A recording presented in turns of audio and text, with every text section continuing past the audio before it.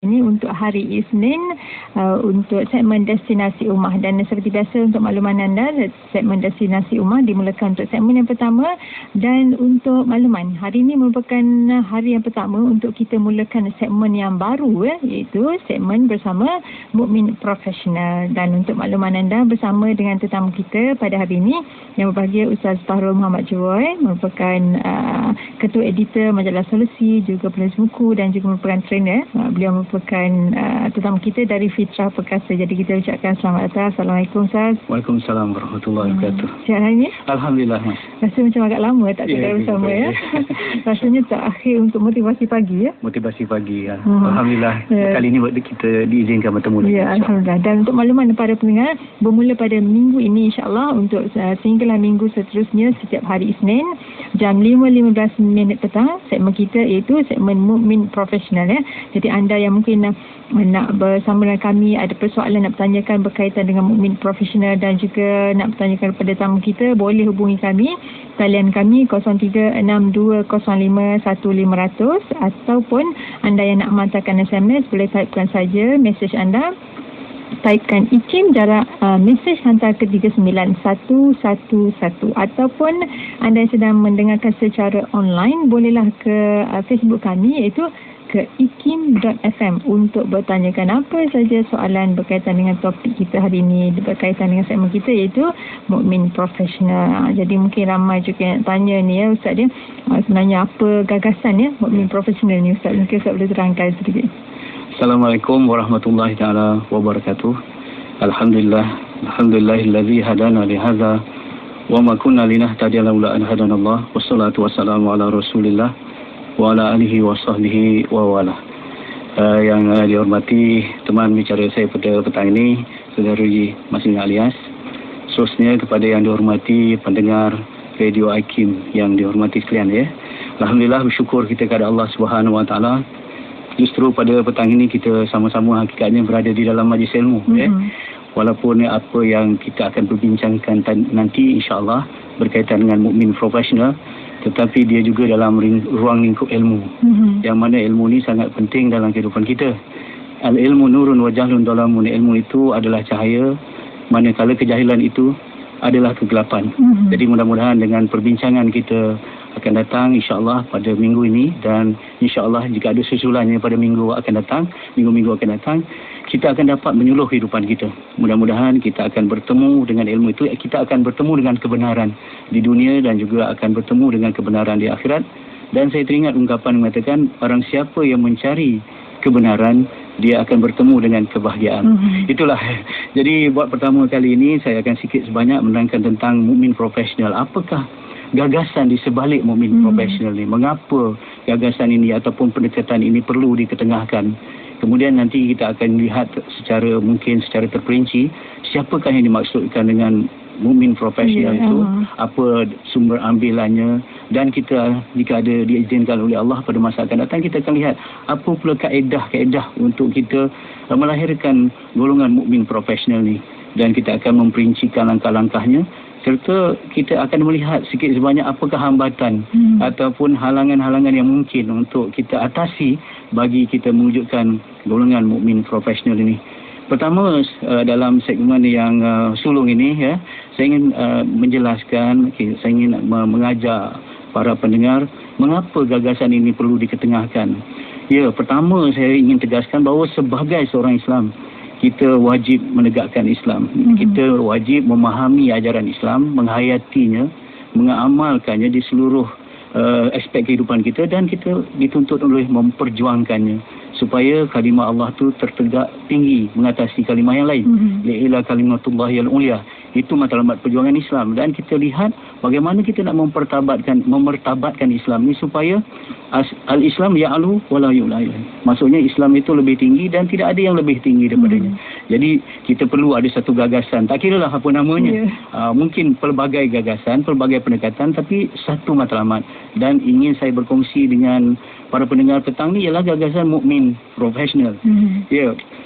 Satu lagi, yang kedua ialah yang kenapa kita perlukan gagasan begini, kerana realitinya masyarakat Islam sekarang, kita lihat Islam sangat menyedihkan ya.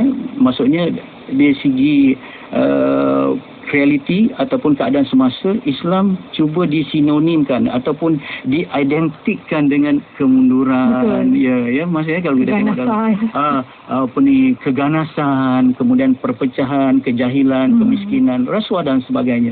Jadi kita merasa sedih. Mengapa ini terjadi?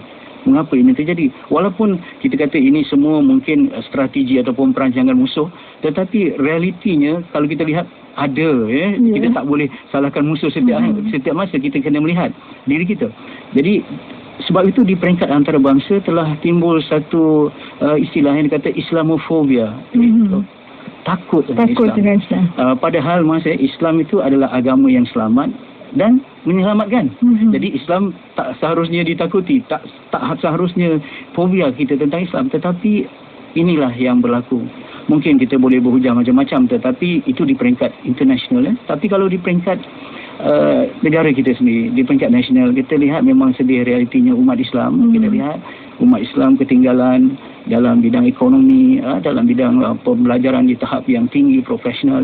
Begitu juga kalau kita lihat sepatutnya tak harus berlaku di dalam sosial ataupun kita ada juga masalah akhlak. Sudahlah di segi pencapaian material dan fizikal pun kita ada masalah. Begitu juga di sudut pencapaian spiritual ataupun akhlak, kita terlibat dengan mak rempit. Mak tu memang dah Melayu Islam.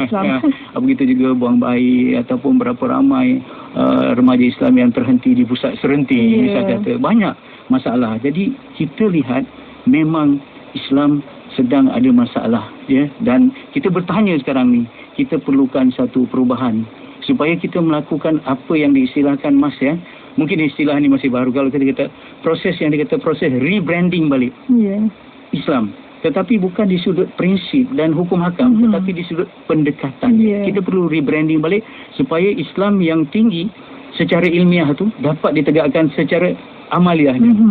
Di segi teorinya indah, di segi amalinya pun indah. Jadi di sinilah kita perlukan perubahan. Di sinilah timbulnya gagasan mukmin profesional ni, Mas. Ya, kalau kita tengok sebab tu sekarang ni kalimah-kalimah yang terkenal dalam masyarakat, kalimah yang katakan tajdid, transformasi, reformasi dan macam-macam pendekatan yang nak dibuat. Jadi di sinilah kita perlukan proses rebranding. Tapi kita kena bertanya, di mana kita nak bermula rebranding ini? Kalau kita lihat secara terperinci, masalah Islam terletak kepada umat Islam. Jadi sebelum kita melakukan proses rebranding kepada Islam, kita perlu melakukan satu proses personal branding, iaitu citra personal umat Islam tu sendiri mesti diubah. Dan di sini kita lihat memang punca masalah ialah punca kepada umat Islam. Mungkin tertanya-tanya, betulkah punca kita kepada umat Islam? Baik, kita lihat sekarang ni, saya teringat satu ungkapan Mas, dulu yang kita lihat, Islam digelapkan oleh umat Islam. Saya teringat apa yang dikatakan dan ditulis oleh seorang ulama yang tersohor, iaitu Muhammad Abduh. Apabila dia pergi ke Paris, dia pergi ke barat, dia kata dia lihat Islam tanpa Muslim. Kerana apa? Di barat ada punctuality, soal ketepatan masa, soal kebersihan, soal disiplin, greetings ataupun kata-kata aluan atau untuk menyambut tetamu, ada customer service yang cantik. Dia lihat Islam tanpa Muslim. Tapi apabila dia pergi ke Kahirah ataupun dia pergi ke Timur, dia lihat malang Muslim tanpa Islam. Islam ajaran kebersihan, tetapi retinya kita kotor. Islam menekankan soal ketepatan waktu, kita tak tepat waktu dan sebagainya. Di situ ada masalah. Begitu juga saya teringat apa yang pernah ditulis oleh Dr. Yusuf Qaradawi dalam bukunya. Seorang sarjana Barat telah masuk Islam.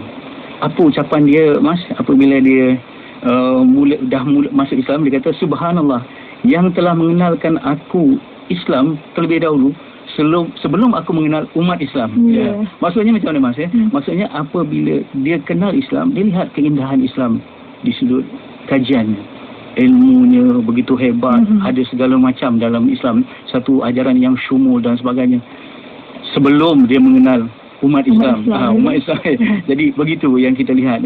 Sebab itu orang kata, saya teringat juga ada yang dikatakan satu ungkapan, Mas, saya ingat Islam is a living religion but with dead followers.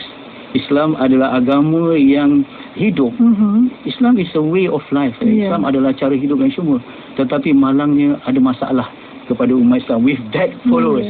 Jadi kalau kita nak rebranding balik Islam, kita perlukan kepada proses personal branding umat Islam. Di sinilah kita bertanya.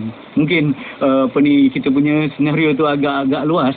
Di sini kita bertanya, apa bentuk umat Islam yang kita nak? Betul. Apa bentuk umat Islam yang kita nak? Apa citranya? Macam mana dalamannya? Macam luarannya? Macam mana cara berfikir dan sebagainya? Sebab kalau kita tak tahu end product yang kita nak, kita tak akan dapat. Orang kata begin with the end in mind.